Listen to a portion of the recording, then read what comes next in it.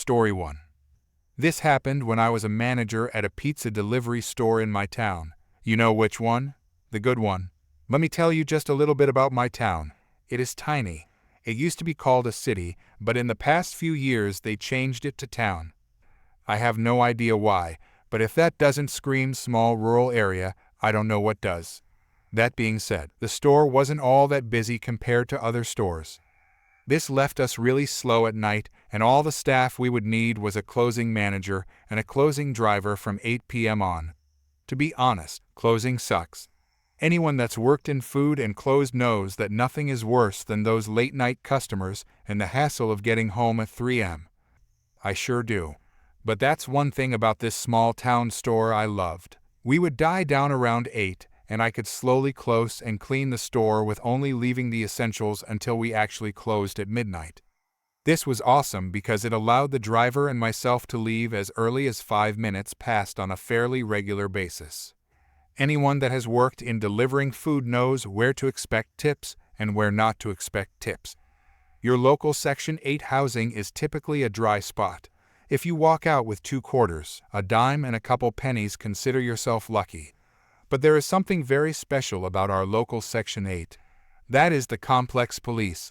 Ooh, scary. They have this guy suited up and looks like a legit cop. Except he doesn't have a gun and he has no authority. But they do give him a Jeep that has blue lights and say apartment police on it. This guy, for whatever reason, has it out for delivery drivers from all the pizza places in town. I know because we sometimes hired ex-workers from the other stores, and they know him on a first-name basis. If the guy didn't look like he would kidnap a child right after he finished clipping his toes for his toenail collection, I would potentially hire him because he takes his job so seriously.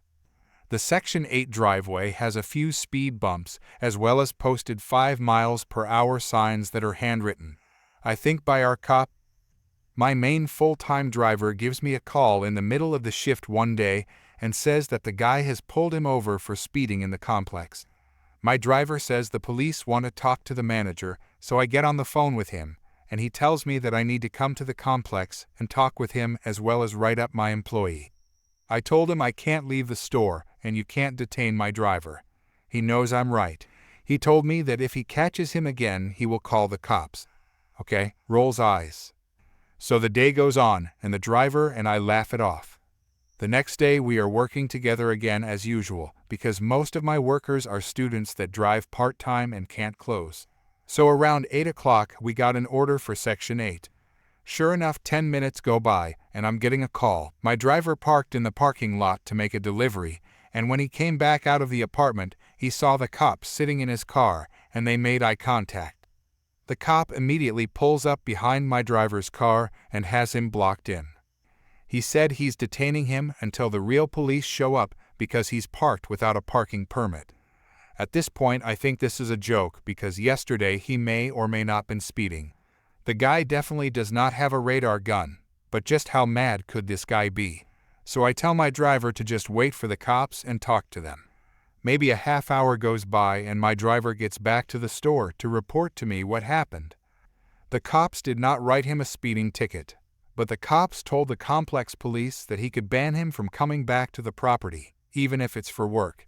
So we now have a written notice not to take delivery orders to the worst tipping customers in town, as well as to never be harassed by this douchebag police guy again.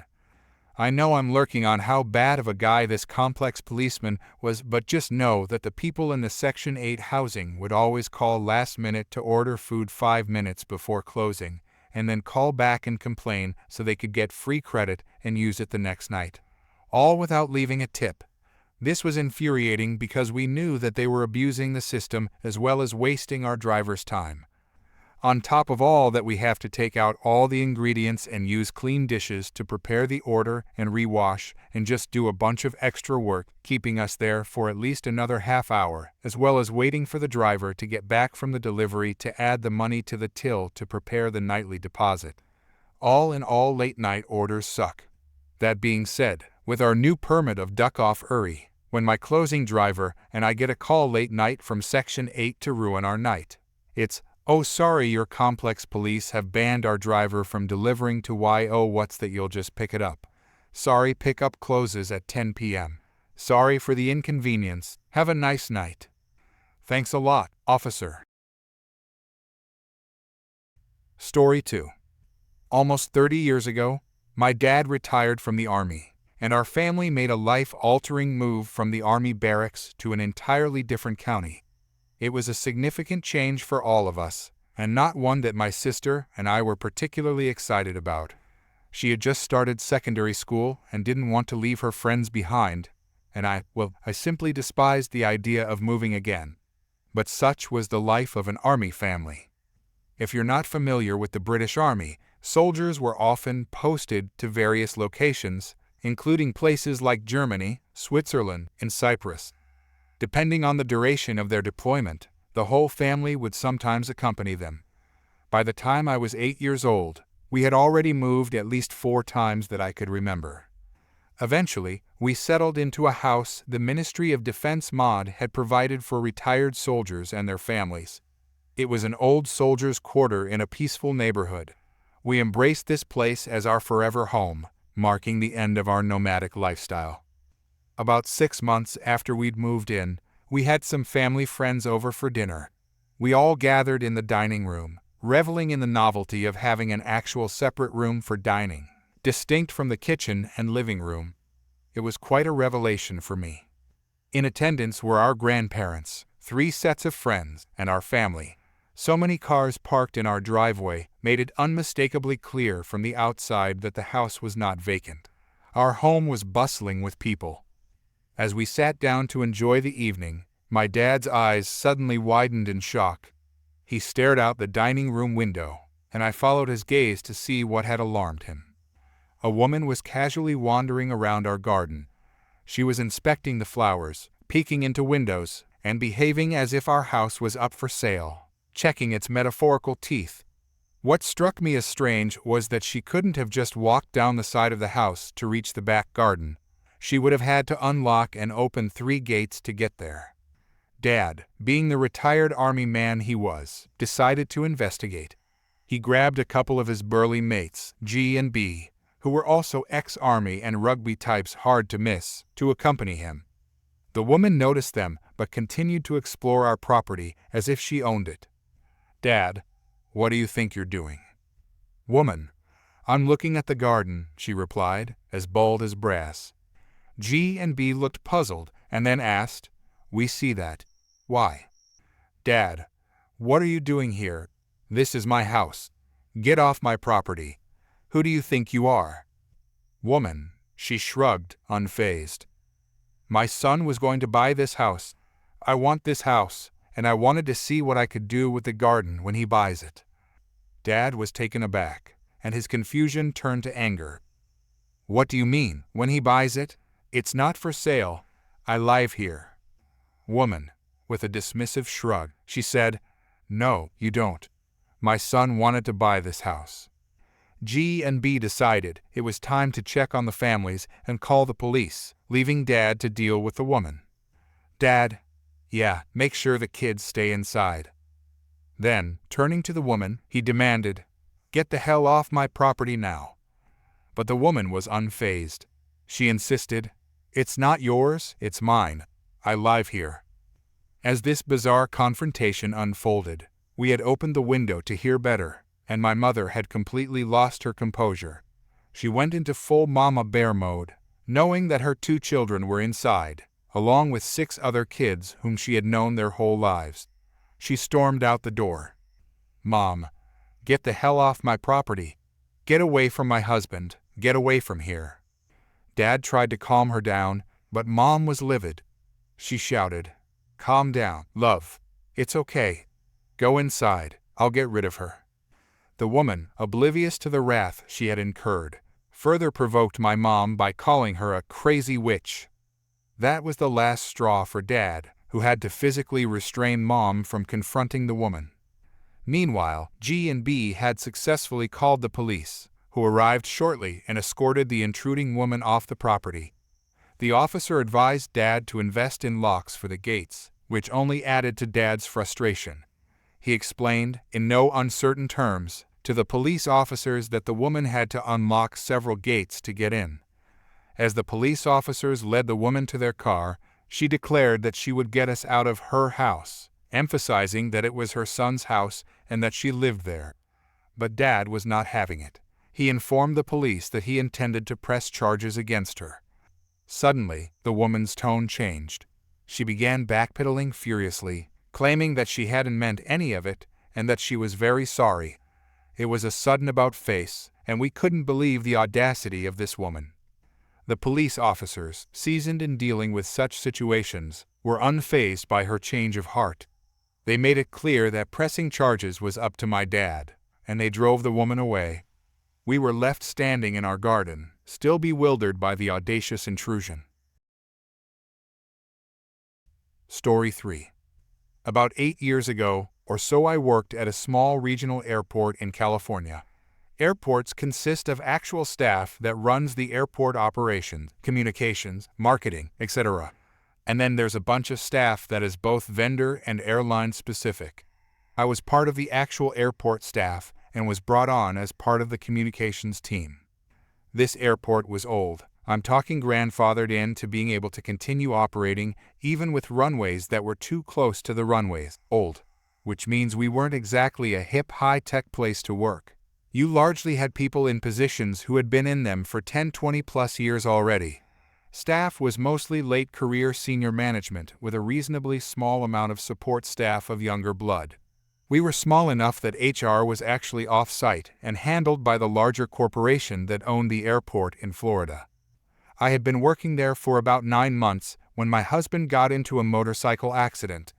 He was hit and run at 5 m on a Saturday at about 70 miles per hour, fractured his wrist, broke both feet, got road rash where the zipper on his riding suit broke.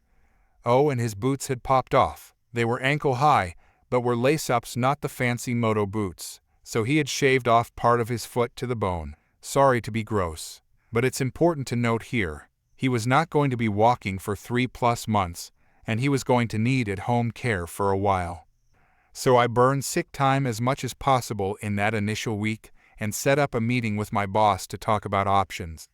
But let's divert from the story for a minute to talk about working at this old-school airport with no HR. In my 9 months there were some questionable instances.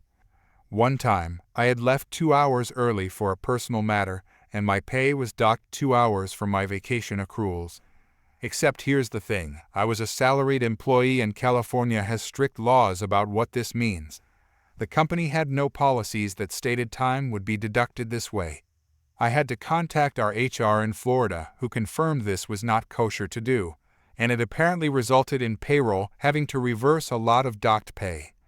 Another questionable instance is when my manager and her boss tried to force me to attend a funeral. The airport would put on a service for fallen soldiers when they arrived. I was already aware of this service, what it was, how it worked, etc. However, I had not attended one as I was uncomfortable doing so, and it wasn't actually part of my job duties to run these. My boss tried to insist I attend one of these services, saying that she felt it was important for me to feel firsthand how emotional they were. I'm uncomfortable with death, even more so with funerals, and also morally find it reprehensible to intrude on such a personal and private service as a professional training exercise, especially when there's zero intention of me taking over these services. I had to escalate to HR to be excused. There were about 4 or 5 more of these types of issues, but nothing quite as big as those. Resumed the meeting with the boss to figure out how in the world we can make this work when I'm going to need to stay at home, and eventually take him to work when he's able to resume office duties but will be unable to drive. Since I live in California, there's the Family Leave Act that will pay you 50% of your pay while you're out to take care of your family. I don't know how many y'all live in a major metropolitan area in California, but we couldn't afford our bills with 50% of a paycheck with one person, let alone 50% of a paycheck and no paycheck from the other person because they were injured. It wasn't an option. We'd end up in collections for bills and likely homeless if we tried to make it work. I had had good feedback about my work and being a good employee so far, and there were no policies against telecommuting. In fact, another coworker who was pregnant but was not technically on bed rest was full-time telecommuting at the time. My job largely consisted of phone calls, emails, computer work, and that type of thing. I would go 2-3 weeks without having an actual face-to-face meeting. I also had a work history of past employment for working both as a telecommuter worker, seemed like a potential avenue to keep my work on task and make sure I could keep an eye on the hubby, make sure he gets his medications on time, etc. I get told absolutely not. They don't let people telecommute. That one woman is a special case. No, they can't make an exception for me. They can't provide examples where my work can't be done remotely. It's just a no. Too bad, so sad. It sucks, but there's not a lot I can do about it. We were very blessed to have friends and family who could help out. After a few weeks, my husband is in a wheelchair and doing physical therapy. During these weeks, I'm informed I must take a full 8 hours of sick time or TOW to take him to his appointments. I am also informed that I cannot shift my working hours by even an hour to accommodate appointments. It is absolute torture. I have to leave him home alone while he's on strong painkillers at times. I've already burned through most of my sick time in that first initial week. Most of my vacation time is now gone. I am job hunting like crazy. My boss comes in to talk to me about 4 weeks into this nightmare to see how I'm doing. She's noticed that I don't seem my normal happy self. I express that it's been really hard since I'm running out of TOW and sick time and am worried about paying bills if I have to take unpaid time off to take care of my husband. Her response, which I will never, ever forget. Yeah, but isn't it nice to come in and get away from the stress at home? I just stared at her. I literally couldn't respond. I just sat there dead eyeing her until she uncomfortably made some excuse to leave. The next week I ended up with not one, but 2 job offers. I got it in writing that I could shift my schedule in various different ways as needed, confirmed that I didn't need to take TOW or sick time for his doctor's appointments, and that I could start as soon as possible. And thus started my revenge. I wrote up every nutty potential HR issue, potential labor law violation that had happened in my time there. I pulled dates, emails, and summarized phone and in-person conversations. I wrote facts, not opinions, into a 15-page document, including the items previously sent to HR in Florida. With the help of a coworker who knew what was going on, we collected the 2 small boxes of my personal stuff and snuck them into my car without anyone knowing. Then I sent my document, with my resignation letter stating that today was my last day to the board, to my manager and her manager, the VP, director, and SR, manager of HR, and CC'd the 5 other department directors. I had a call from HR in less than 15 minutes. The exit interview with my direct manager included her crying and saying she was sorry I felt this way while gesturing at my documentation. My reply was stone cold. It was certainly unfortunate how you and leadership decided to handle my situation. I kept in touch with coworkers, and suddenly the company had a telecommute policy. They no longer made salaried employees take full days off for doctor appointments, family or otherwise. Flex hours were a thing. Apparently one of the directors I had sent the documents to leaked it for the rest of the staff, and more stories like mine started coming out of the woodwork. The final smug moment, though. The directors actually ended up taking management to court for violating California labor laws over a period of 5 years. They won. Story 4. This is going to be a somewhat long story, but I need to provide some background information first. A very good friend of mine had an extremely traumatic experience not long ago, and as a result, she's no longer comfortable being in close proximity to men. There are only 2 exceptions, her father and me. The only reason I made the cut was because she stayed with me during her rehab, and even then, she needed a locked door to feel safe enough to sleep. Well, except for that one time she fell into an ice cream coma while watching a movie channel. But that doesn't count. When she eventually moved out, she found a charming little townhouse not far from my place. It was an interesting choice of location for her, as it wasn't officially a 55-plus community, but nearly all the residents were older. In fact, you'd have to look pretty hard to find anyone under the age of 40 living there permanently. It suited her perfectly, though, as she mostly kept to herself and stayed indoors. That was until an unsettling incident occurred with the landscaping service hired by the Homeowners Association HOA to maintain everyone's backyards. She told me it happened on a nice spring day when she decided to open her windows for some fresh air. The landscapers were outside mowing, and when she opened her window, she saw one of the workers relieving himself in a bush. Instead of being embarrassed or fleeing, the man made eye contact with her, grinned, and added inappropriate gestures to make the situation even more uncomfortable. Understandably, this caused her to panic. Even for someone without her history, such behavior is entirely unacceptable. Once she managed to calm down from the anxiety attack that followed, she called the landscaping company to file a complaint. Whoever answered assured her they'd take care of the matter. How did they handle it, you ask? The next week, the same man knocked on her door and asked to use her bathroom. His reasoning: he claimed he couldn't urinate outside anymore because some little witch complained. He didn't actually say which. She slammed the door in his face, which sent her into another massive anxiety attack. We went through the Homeowners Association's guidelines regarding services and discovered that while she couldn't opt out of paying for the landscapers, there was nothing that required her to use their services. She formally requested that they stay out of her backyard. After that, I started coming over every Saturday with my push mower to maintain her lawn. However, the HOA started issuing her fines for her grass being too long. Did you know an HOA can fine you if your grass is 3.2 inches tall instead of 3 inches? This annoyed me. If they wanted to play petty games, fine. I began mowing her lawn at the most inconvenient times, showing up about half an hour after the landscapers finished the rest of the complex. The fines kept coming. So, we got creative. She purchased a robotic lawnmower online. It could handle her small yard in about an hour and was whisper quiet since it was electric. We programmed it to run every night and cut the grass to a perfect 2.5 inches. She named the robot Rover, decorated its charging station to look like a doghouse, and even added googly eyes and glitter eyebrows to the mower. To protect Rover, we installed a motion-activated camera inside her home that monitored the yard and Rover's charging station. A week after Rover began his nightly mowing routine, he mysteriously disappeared. Upon reviewing the footage, we saw a man approach late at night and steal Rover. While the camera didn't capture his face clearly, my friend thought he looked familiar.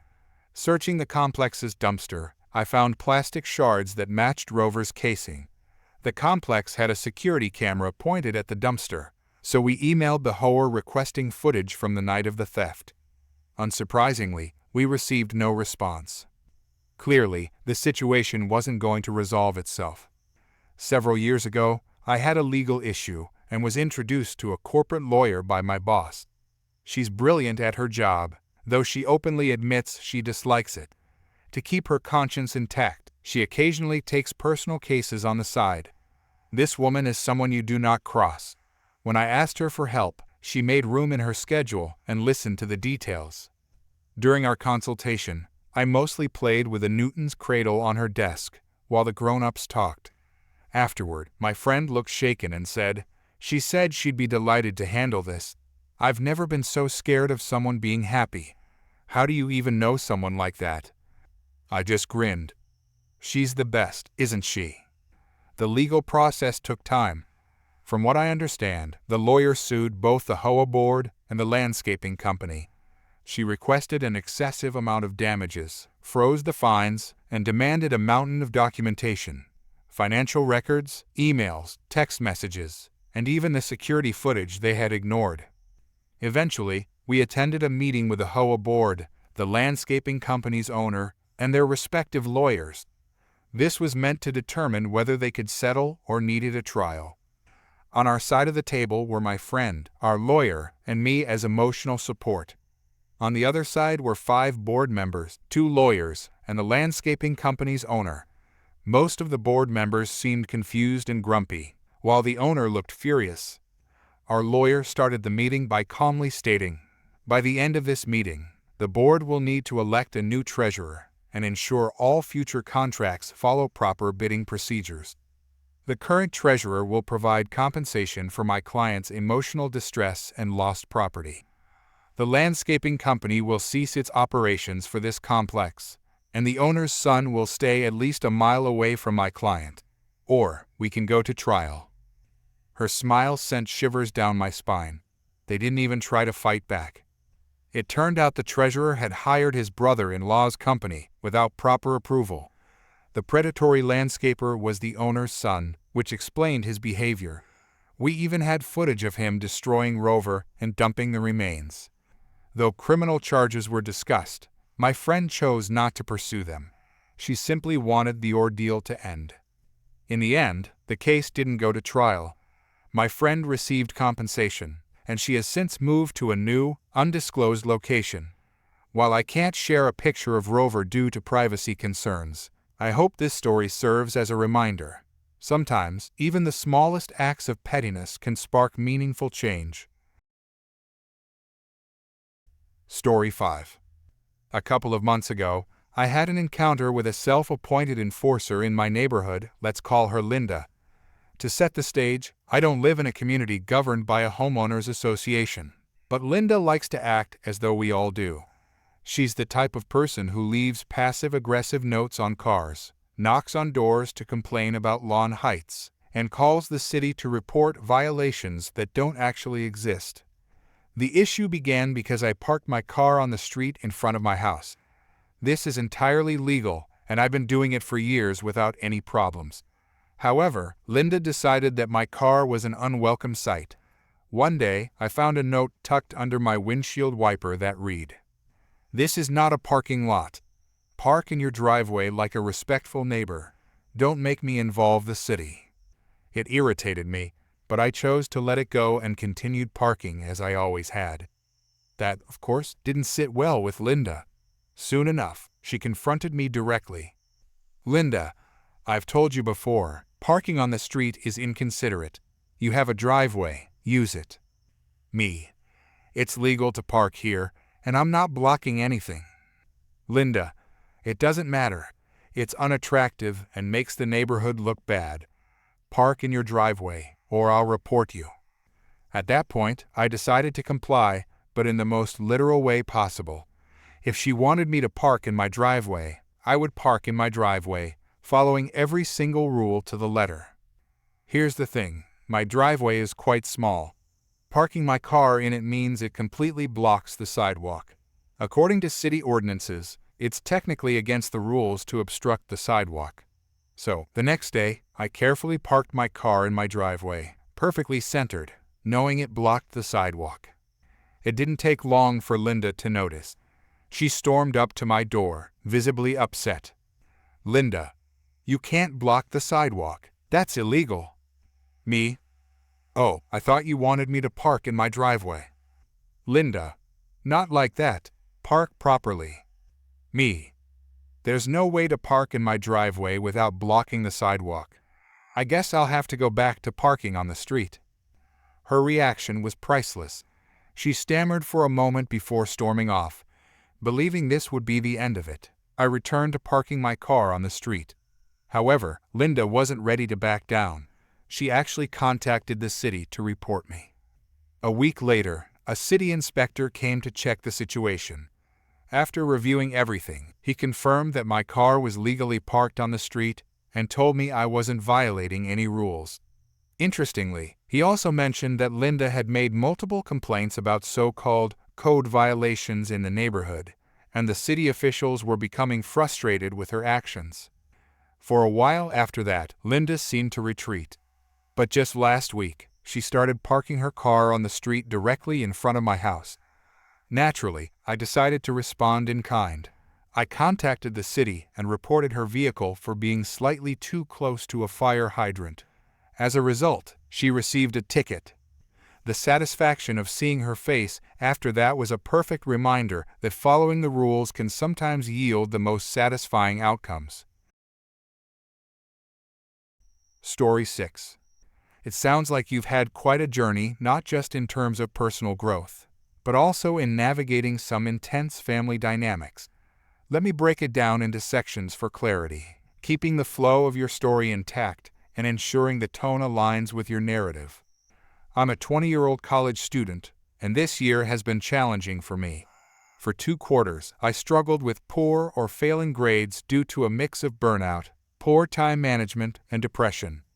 This setback delayed my advancement to a bachelor's degree until next year. Thankfully, this quarter has been much better. I'm taking a lighter course load and staying vigilant to avoid slipping back into old patterns. Recently, the 4th My Hero Academia movie was released in theaters. I've been following the manga for 2 years and rewatching the anime with my mom, so we planned to see the movie together. However, I was only a few weeks into the quarter, and given my past struggles, I was extra cautious. I decided to delay seeing the movie until after my midterms, when I could be confident that I wouldn't sabotage my progress. Unfortunately, I wasn't aware that anime movies have much shorter theatrical runs than standard releases. By the time I was ready, the theaters near me had already stopped showing it. I discovered one theater still playing it a couple of hours away. Since I'm still training for my driver's license, I came up with a plan to take buses to get there. It was a long trip, but with no major commitments besides work and school, I thought it was doable. When I told my family, my dad immediately dismissed the idea. He made valid points about potential risks, like bus delays or breakdowns, but his main argument boiled down to "it's dumb." He even twisted a previous travel mishap I'd had into a much bigger issue to strengthen his case. That's when my mom stepped in and offered to drive us there instead. She didn't mind going out of order in terms of the show's timeline, and we worked out a time that suited us both. I made sure she knew she didn't have to do this just for me, and she reassured me that she wanted to. When entitled Dad found out about the new plan, he wasn't happy. Despite the original risks being nullified since I wasn't relying on buses anymore, he kept repeating that the trip was dumb and shouldn't happen. He compared it to my brother driving longer distances for concerts. But when I pointed out the similarity, his only response was, "They're not the same," without offering any real explanation. His biggest argument was that I was being punished for not making time for the movie earlier. He insisted that I should just accept the consequences of my decision to delay. Then came the guilt trip. Both entitled Dad and my brother began telling me that my mom didn't actually want to go. They claimed she was only agreeing to make me happy and accused me of pressuring her into wasting an entire day. This made me second-guess myself, so I called my mom again to confirm. She reiterated that she genuinely wanted to go and didn't feel pressured. Despite this, entitled Dad and my brother continued to insist I was selfish. They told me I needed to be the bigger person and cancel the trip for her sake, even though I'd already made it clear that she didn't have to go. They even went as far as to say that my mom was lying to me about wanting to go, which made me feel terrible. Every conversation ended with entitled Dad yelling incoherently about how I needed to cancel the trip and stop being selfish. Even after my mom spoke to them directly, entitled Dad immediately came back to rant at me again with the same arguments. Despite all the drama, the day finally came. My mom and I left early to catch the noon screening. I paid for the tickets and gas, and we had a wonderful time. During the drive, we listened to a fun podcast, chatted about fantasy topics I tried and failed to explain Warhammer to her, and grabbed some lunch. The movie itself was enjoyable, typical of anime films, with a slow build-up to an epic final fight scene. The animation was stunning, the villain stole the show with his dramatic flair, and my mom loved the romantic subplot between the original characters. I would have liked to see the female lead used more, but that's a common critique for the series movies. On the way back, we hit some traffic that delayed us an hour, but overall, we both felt the trip was worth it. Entitled Dad and my brother, however, were unimpressed. They continued to call the whole thing stupid and dismissed our enjoyment. My brother even claimed he'd seen the movie and that it wasn't worth it, despite having more merch from the series than I do. He seems to dislike admitting he enjoys popular things. Even weeks later, they're still bringing it up, insisting the trip was a waste of time and money. But honestly, I don't care. My mom and I had a great time, and that's all that matters. This experience taught me a lot about priorities and boundaries. I'm glad I stuck to my plans despite the negativity from entitled dad and my brother. Sometimes you have to focus on what makes you happy, especially when it's a harmless activity that strengthens your relationships. At the end of the day, I'm proud I didn't let their opinions ruin what turned out to be a memorable experience.